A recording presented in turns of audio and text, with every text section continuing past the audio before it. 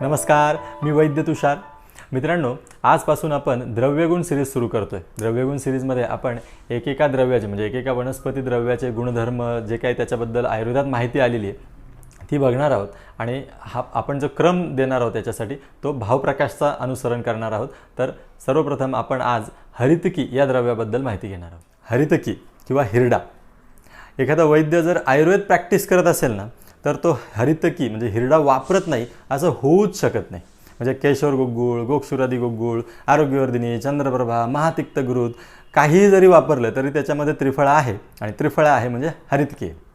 आता भावप्रकाशकारांनी या हरितकीचं वर्णन अगदी सुरुवातीलाच केलेले. म्हणजे पहिला वर्ग आहे भावप्रकाश निघंटू तुम्ही जर उघडला तर पहिला वर्ग आहे हरितक्यादी वर्ग आणि त्यातलं पहिलं द्रव्य अर्थातच हरितकी. आणि फक्त भावप्रकाशमध्येच ते पहिल्यांदा असं नाही तर अगदी चरकाचार्यांच्या चिकित्सा स्थानाची सुरुवात जर तुम्ही बघितली तर रसायनाध्यायात सुरुवातच अभया आमलकीय म्हणजे चिकित्सा करायला आता आलात ना, चिकित्सा शिकायला आलात ना तर भिवू नका. का? कारण तुमच्याबरोबर अभया आहे. अशी ही अभया. हरस्य भवने जाता हरिताच्या स्वभावतः हरते सर्व रोगाश्च तस्मात् प्रोक्ता हरितकी. म्हणजे सगळ्याच रोगांना जिंकते म्हणून तिला हरितकी असं म्हटलेलं आहे. आता ह्या हरितकीचे आपल्याला द्रव्य म्हणजे ह्या हरितकी द्रव्याचं गुण आणि विज्ञान आपल्याला बघायचं आहे. तर आता कुठल्याही द्रव्याचं गुण आणि विज्ञान पाहण्याच्या आधी त्या द्रव्याचं नाव, गाव, पत्ता माहीत असणं गरजेचं आहे. तर ह्या द्रव्याचं लॅटिन नाव आहे टर्मिनॅलिया चेब्युला आणि फॅमिली आहे कॉम्ब्रॅटेसी अर्थात हरितकी कुल.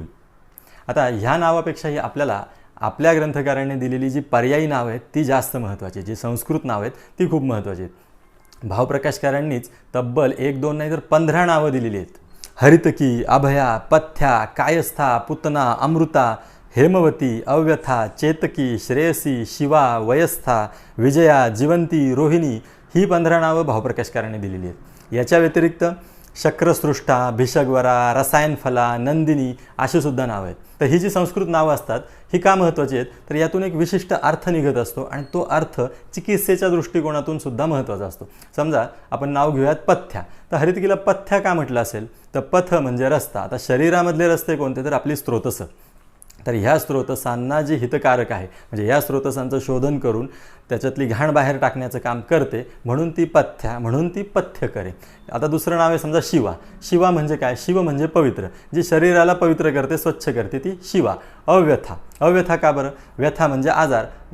जिच्या सेवनाने आजार दूर होतात ती अव्यथा. अभया. अभया म्हणजे रोगांचं भयच राहत नाही. हरितकीचं तर मी मगाशी सांगितलं की हरते सर्व रोगाश्च सगळ्याच रोगांचं हरण करते म्हणून हरितकी. श्रेयसी. श्रेय म्हणजे काय? कल्याणकारक. म्हणजे जी कल्याणकारक आहे, जी खाल्ल्यानंतर आपल्या शरीराचं आरोग्याच्या दृष्टीने कल्याण होणार आहे म्हणून ती श्रेयसी. तर असं प्रत्येक नावामध्ये काहीतरी अर्थ दडलेला असतो. तो अर्थ लावायचा प्रयत्न करा. चिकित्सेच्या दृष्टिकोनातून ते तुम्हाला पुढे खूप उपयोगाचं आहे. आता ह्या हरितकी द्रव्याचं ग्राह्य अंग कुठले तर अर्थातच फळ हे त्याचं ग्राह्य अंग आहे. म्हणजे हरितकीची फळं आणि त्या फळाचे सुद्धा जे वरचा भाग आहे म्हणजे बी सोडून जो भाग आहे तो आपण वापरत असतो. तर ग्राह्य अंग फळ आहे पण हे फळ आयडियली कसं असावं, किती वजनाचं असावं तर असं सांगितलं की ते साधारणपणे 20 ग्रॅमच्या आसपास असलं तर ते आयडियल समजलं जातं. आता 20 ग्रॅम हे कुठून आलं तर द्विकर्षा फलमानता म्हणजे 2 कर्ष. एक कर्ष म्हणजे काय? तर एक कर्ष. आता बेहड्याला कर्षफळ म्हणतात हे लक्षात ठेवा की बेहडा हे कर्षफळ आहे. म्हणजे काय तर एक बेहडा साधारणपणे जेवढ्या वजनाचा असतो तेवढा पूर्वी कर्ष असं मान किंवा प्रमाण समजलं जायचं. तर तो साधारण 10 ते 12 ग्रॅमच्या आसपास असतो. म्हणून हरितकी ही 20 ग्रॅमच्या आसपास जर असेल तर ती आयडियल समजली जाते. अजून तिची काय परीक्षा आहे? त्या फळाची काय परीक्षा आहे तर हे फळ स्निग्ध असावं म्हणजे एकदम वाळकं नसावं, स्निग्ध असावं.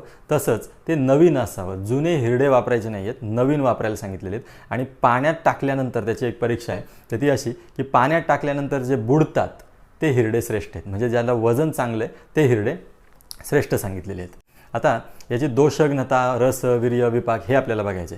तर रसाच्या बाबतीत लक्षात ठेवा 6 रसांपैकी 5 रस त्याच्यामध्ये आहेत. फक्त एक रस नाही आहे. कुठला तर लवण रस हरितकीमध्ये नाही आहे. हरितकी पंचरसा अलवना म्हणजे लवण रस सोडून बाकीचे सगळे 5ही रस हरितकीमध्ये असतात. मग आता यातला प्रधान रस कुठला तर प्रधान रस तुरट म्हणजे कषाय रस हा त्यातला प्रधान रस आहे. आता वीर्य कसं आहे तर उष्णवीर्य आहे. हरितकी उष्णवीर्य आहे आणि विपाक मात्र तिचा मधुर होतो. आणि दोषघ्नता जर बघितली आपण तर हरितकी ही त्रिदोषघ्न सांगितलेली आहे, म्हणजे वात पित्त कफ या तिन्ही दोषांचं ती शमन करते.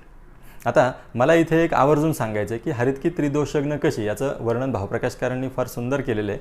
की त्यांनी आधी सांगितलं आहे की वात कमी कशी करते, तर त्यात आम्ल रस आहे त्याच्यामुळे ती वात कमी करते. पित्त कमी कशी करते, त्यात मधुर रस आहे, तिक्त रस आहे, कषाय रस आहे म्हणून ती पित्त कमी करते. मग कफ कसा कमी करते, तर तिक्त रस आहे, कषाय रस आहे त्याच्यामुळे कफ कमी करते.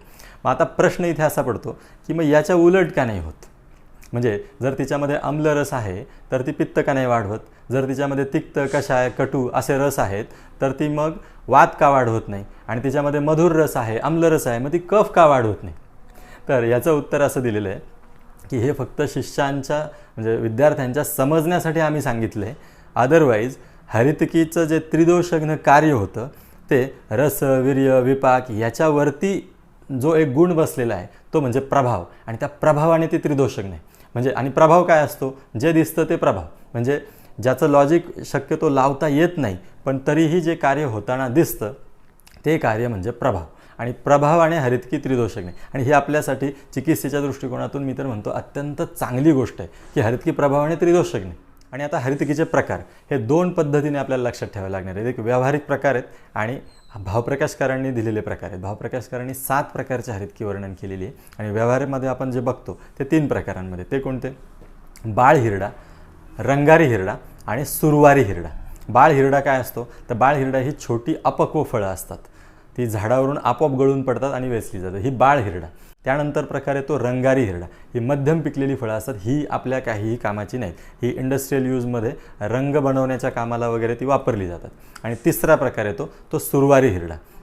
सुरवारी हिरडा ती हरितकीची पूर्ण पक्व फळं असतात. रसायन कर्मासाठी जर तुम्ही हरितकी वापरणार असाल तर सुरवारी हिरडा वापरणं मस्ट आहे. आणि जर फक्त पोट साफ करण्यासाठी किंवा पचन करण्यासाठी, अग्नी वाढवण्यासाठी जर हरितकी वापरायची असेल तर तुम्ही बाळ हिरडासुद्धा वापरू शकता. आता भावप्रकाशकारांनी सुद्धा याचे 7 प्रकार सांगितलेले आहेत. ते कोणते ते आपण बघूयात. विजया, रोहिणी, पुतना, अमृता, अभया, जिवंती आणि चेतकी अशा 7 जाती सांगितलेल्या आहेत. या 7 जातींचा एक चार्ट किंवा टेबल मी तुम्हाला देणार आहे की ह्या 7 जाती नेमक्या कुठं मिळतात, त्यांचे काय फायदे आहेत, कोणत्या व्याधीमध्ये कोणती जात वापरायची, असं सगळं दिलेलं आहे. व्यवहारात मात्र आता त्यांनी जे काही सांगितलेलं आहे की समजा एखाद्या हरितकीचा प्रकार की तो फक्त हातात घेतली हरितकी, म्हणजे ते फळ फक्त हातात घेतलं तरीसुद्धा जुलाब करतं, किंवा त्या झाडाखालून जर आपण गेलो किंवा आपणच नाही एखादा पशुपक्षी कोणी त्या झाडाखालून नुसतं गेलं तरीसुद्धा जुलाब होतात, असे हरितकीचे प्रकार भावप्रकाशकारांनी वर्णन केलेले आहेत. तर ते आता मी तुम्हाला चार्टमध्ये ते सगळं देईल. आता हरितकीचा प्रयोग कसा करायचा किंवा हरितकी चिकित्सेमध्ये वापरायची कशी त्याविषयी बघू. तर इथे आधी सर्वप्रथम तिचे 3 गुण लक्षात असणं आवश्यक आहे. ते कोणते, तर हरितकी वृक्ष आहे, हरितकी लघु आहे आणि हरितकी उष्ण आहे. बाकी कर्म आपल्याला माहिती आहेत की हरितकी चक्षुष्य आहे, उत्तम प्रकारची चक्षुष्य आहे, ती मेध्यसुद्धा आहे, दीपण आहे, पाचन आहे, अनुलोमन आहे, कृमिघ्नसुद्धा आहे.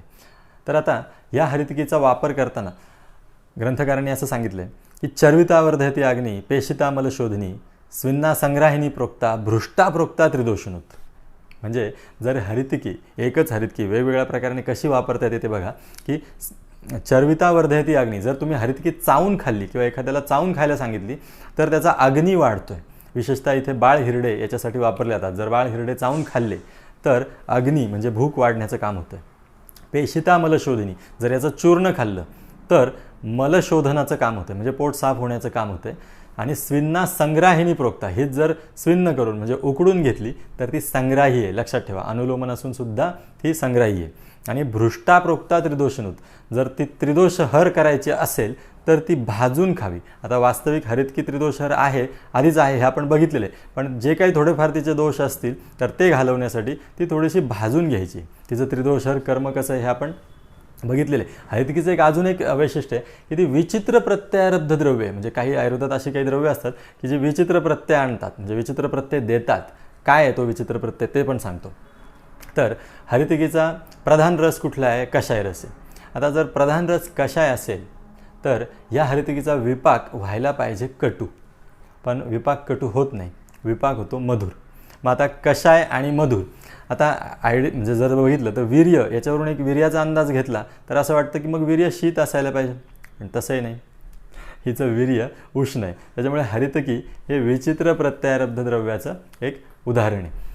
हरितकीच्या उपयोगाच्या बाबतीत पण हे इतकं श्रेष्ठ द्रव्य आहे की हिच्या उपयोगाच्या बाबतीत असं म्हटलं जातं की यस्य माता गृहे नास्ती तस्य माता हरितकी कदाचित कुप्यते माता न उदरस्थ हरितकी. म्हणजे काय की जर याची आई घरी नाही आहे तर त्याच्यासाठी हरितकी जर घरी असेल तर हरितकी हीच माता आहे. आता कसं?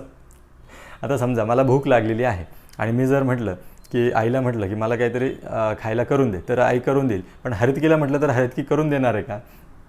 तर नक्कीच नाही. पण अशा वेळी तुम्ही जे असेल ते खाणार किंवा स्वतः बनवून खाणार आणि मग जर तुमचं पोट बिघडलं तर काय? तर मात्र तिथे हरितकी तुमची काळजी घेणार आहे. म्हणजे जशी एखादी माता आपल्या लेकराला आपल्या मुलाला कुठलाही आजार होऊ देत नाही, त्याचं आजारांपासून रक्षण करते, तसंच हरितकी आपल्याला आपल्या आजारांपासून होणाऱ्या आजारांपासून रक्षण करत असते. तर आता इथे कदाचित कुप्यते माता न उदरस्थ हरितकी म्हणजे इथे ग्रंथकारांना असं सांगायचं आहे की हरितकीचे विशेष असे काही साईड इफेक्ट्स नाही आहेत.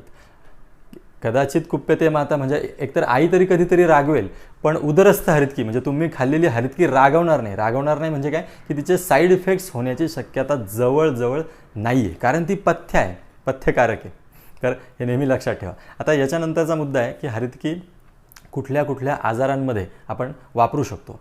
तर रसायन फळ असल्यामुळे असा कुठलाही आजार नाही की ज्याच्यामध्ये हरितकी वापरता येणार नाही. आता तुम्ही म्हणाल की मग हे अनुलोमक आहे, अतिसारात वापरता येईल का? अगदी निश्चितपणे अतिसारातसुद्धा हरितकी काम करते. मगाशीच आपण पाहिलं की स्विन्ना संग्राहिनी प्रोक्ता, जे उकडून घेतली तर ती संग्राही आहे, पण त्याही अगदी न उकडलेली हरितकीसुद्धा वापरता येते. कशी? तर अतिसाराचे जे प्रकार आहेत आम अतिसार आणि पक्व अतिसार, तर याच्यातला जो आम अतिसार आहे याच्यामध्ये आमदोषांचं पाचन करण्यासाठी आणि पाचन झालेल्या दोषांचं निर्हरण करण्यासाठी हरितकी वापरली जाते. त्यामुळे आमातिसारातसुद्धा हरितकी वापरता येते. या व्यतिरिक्त मग ती अर्शात वापरता येते, श्वासात वापरता येते. कास, प्रमेह, कुष्ठ, शोथ, यकृत, प्लीहा, कामला, उदर, कृमी, ग्रहणी, विषमज्वर, गुल्म, अश्मरी, मूत्राघात, मूत्रकृच्छ. बघा, मूत्राघात आणि मूत्रकृच्छ याच्यातही वापरता येते आणि प्रमेहातही वापरता येते. म्हणजे अनेक आजारांच्या अवस्थापरत्वे ही हरितकी वापरता येते. हरितकीचं अजून एक वैशिष्ट्य भावप्रकाशकारांनी सांगितलेलं आहे, ते म्हणजे जर तुम्ही जेवण करताना हरितकी खाल्ली तर तुम्हाला बुद्धी, बल आणि इंद्रिय यांचा विकास होण्यासाठी ही हरितकी मदत करते. बुद्धी बल इंद्रियाणाम उन्मीलिनी असं सांगितलेलं आहे. आणि जर तुम्ही जेवण झाल्यानंतर हरितकी खाल्ली तर जेवणामध्ये जर काही दोष असतील तर हे दोष काढून टाकण्याचं काम ही हरितकी करत असते. अनुपान परत्वेसुद्धा हरितकीचा उपयोग सांगितलेला आहे भावप्रकाशकारांनी. कसा सांगितलेला आहे?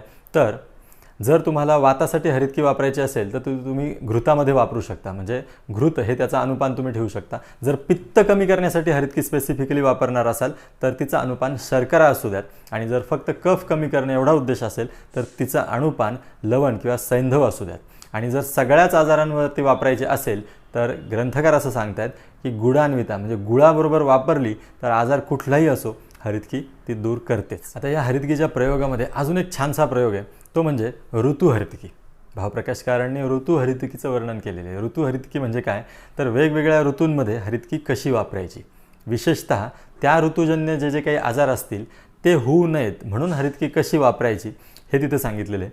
त्या संदर्भात असं म्हणलं आहे की सिंधुत्त शर्करा शुंठी कणमधुगुडान्वितही वर्षादिशु अभया प्रयोज्या योज्या. तर आता सिंधुत्त म्हणजे सैंधव, वर्षा ऋतू असेल तर सैंधवाबरोबर हरितकी वापरायची. शरद ऋतूमध्ये शर्करा म्हणजे साखरेबरोबर हरितकी वापरायची. हेमंत ऋतूमध्ये सुंठीबरोबर हरितकी वापरायची. सिंधुत्त शर्करा शुंठी कणा.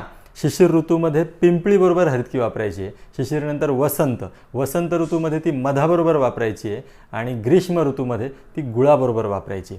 हे जर अणुपानं आपण वापरली त्या ऋतूमध्ये तर त्या ऋतूजन्य जे काही आजार आहेत ते सुद्धा आपण दूर ठेवू शकतो. त्यामुळे जर योजक असेल एखादा वैद्याने जर ही हरितकी त्या ऋतूमध्ये अशा पद्धतीने वापरली तर निश्चितपणे तो आपल्या रुग्णांना ऋतूबदलाचे जे आजार होतात किंवा ऋतुमानानुसार जे आजार होत असतात त्या आजारांपासून दूर ठेवू शकतो. आणि आता हरितकी कुठल्या कुठल्या कल्पांमध्ये वापरलेली आहे?